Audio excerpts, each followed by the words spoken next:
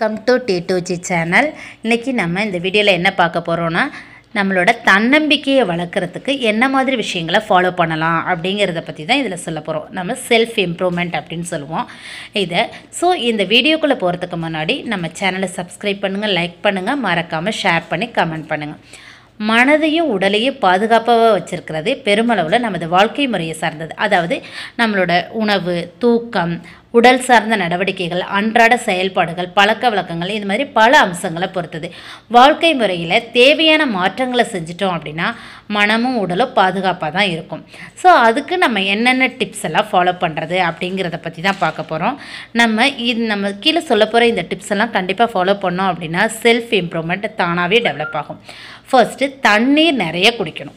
Water intake தான் ரொம்ப ரொம்ப முக்கியம். அதுவும் இந்த சம்மர் சீசனில் நம்ம நிறைய தண்ணீர் குடிக்கணும். அப்புறம் காலை உணவு சாப்பிட தவிர்க்கக்கூடாது. அதாவது சொல்லுவாங்க இல்லையா, காலை உணவு ஒரு அரசன் அரசியை போலவும், மதிய உணவு ஒரு இளவரசன் இளவரசியை போலவும், இரவு உணவை யாசகன் செய்பவனை போலவும் உண்ண வேண்டும் அப்படிம்பாங்க. இதுக்கு என்ன அர்த்தம்னா, காலை உணவு நிறைய சாப்பிடணும், மதிய உணவு ஓரளவு மீடியமாக சாப்பிடணும், நைட்டு உணவு ரொம்ப ரொம்ப கம்மியாக சாப்பிடணும். அதான் இதோட இது. ஸோ அதுக்கு தகுந்த மாதிரி நம்ம உணவு எடுத்துட்டோம் அப்படின்னாலே நம்மளோட ஹெல்த் கண்டிஷன் நல்லாயிருக்கும்.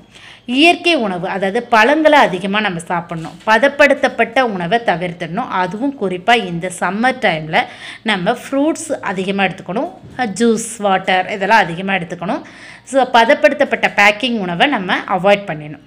உடற்பயிற்சி மற்றும் பிரார்த்தனைக்கு நம்ம நேரம் ஒதுக்கணும். நம்ம எப்போதுமே நம்மளோட ஹெல்த்து மேலே கவனம் வச்சு நம்ம எக்ஸசைஸ் பண்ணணும், ப்ரேயர் பண்ணணும். தினமும் கொஞ்ச நேரமாவது நம்ம விளையாடணும். நிறைய புக்ஸ் ரீட் பண்ணணும். ஒரு நாளைக்கு ஒரு 10 மினிட்ஸ் ஆகுது அமைதியாக தனிமையில் இருக்கணும். குறைந்தது 7 ஹவர்ஸ் நம்ம தூங்கணும். ஒரு 10 நிமிடத்துலேருந்து 30 நிமிடம் வரைக்கும் வாக்கிங் போகணும். இது டெய்லி நம்ம இதை ரொட்டீன் லைஃப்பில் இதை ஃபாலோ பண்ணிக்கணும். உங்களை ஒருபோதும் மற்றவங்க கூட கம்பேர் பண்ணிக்கக்கூடாது. இப்போ அவங்க பயணிக்கும், அதாவது மேற்கொண்டிருக்கும் பாதை வேறு, நம்மளோட பாதை வேறு. ஸோ அவங்க போகிற வழியில் நம்ம போக முடியாது. ஸோ அதனால் நம்ம மற்றவங்க கூட நம்ம கம்பேர் பண்ணிக்கக்கூடாது. நம்மளோட இண்டிவிஜுவாலிட்டியை நம்ம தான் பாதுகாக்கணும்.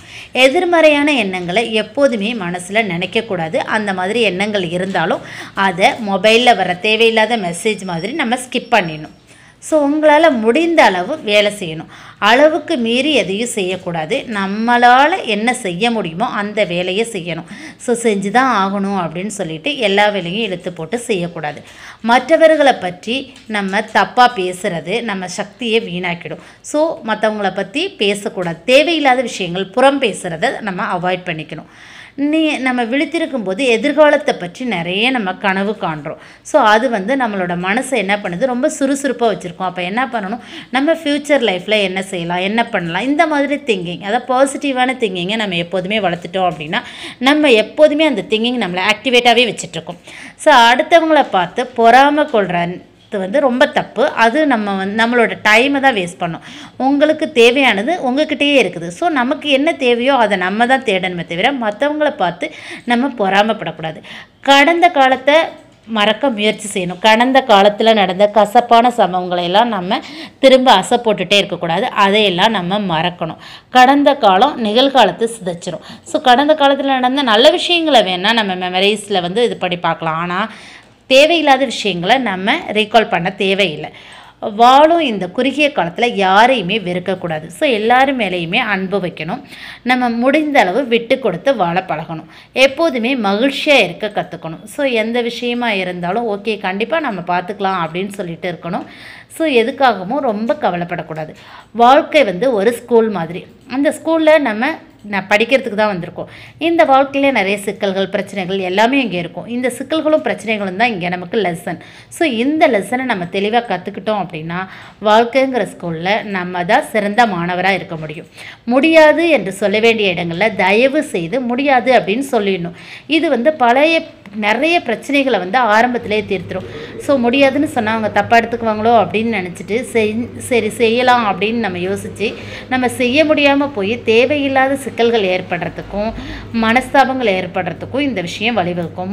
நம்மளால் இது செய்ய முடியாதுன்னா என்னால் முடியாது அப்படின்னு சொல்லிடலாம்.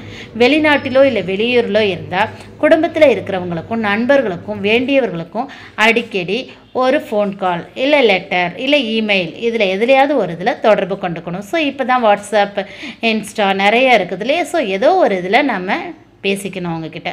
முதல்ல ஒருத்தவங்க தப்பு பண்ணினாங்க அப்படின்னா மன்னிக்க பழகணும். எனக்கு மன்னிப்பு பிடிக்காது அப்படின்னு சொல்லிட்டாலாம் இருக்கக்கூடாது. மன்னிக்க பழகணும்.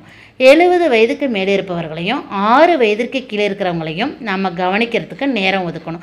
ஸோ 70 வயசுக்கு மேலே இருக்கிறவங்களும் குழந்த மாதிரி தான், 6 வயசில் இருக்கிறவங்களும் 6 வயசுக்குள்ளே இருக்கிறவங்களும் குழந்தைங்க தான். ஸோ இவங்க 2 பேரையுமே ஒரே மாதிரி கேர் பண்ண நம்ம பழகிக்கணும். அதுக்கான டைமையும் நம்ம ஒதுக்கணும். அடுத்தவங்க என்ன நினைப்பாங்களோ அப்படிங்கிறத பற்றி ஒருபோதும் நம்ம கவலைப்படக்கூடாது. நினைக்கிறவங்க என்ன வேணாலும் நினச்சிட்டு போட்டோம் அப்படின்னு விட்டுட்டு நமக்கு இது சரியாக படுதா அதை நம்ம செய்யணும். நம்மளோட ஃப்ரெண்ட்ஸை நம்ம மதிக்க பழகணும். அவங்களுக்கான ஹெல்ப்பை நம்ம செய்யணும். உங்களோட மனசுக்கு எது சரின்னு படுதோ அதை உடனே செஞ்சுருங்க. ஒரு நாளும் நம்ம கடவுளுக்கு நன்றி சொல்லணும். உங்களோட ஆழ் மனதில் இருக்கக்கூடிய சந்தோஷம்தான் உங்களை தேடி அனுபவிக்க வைக்கும்.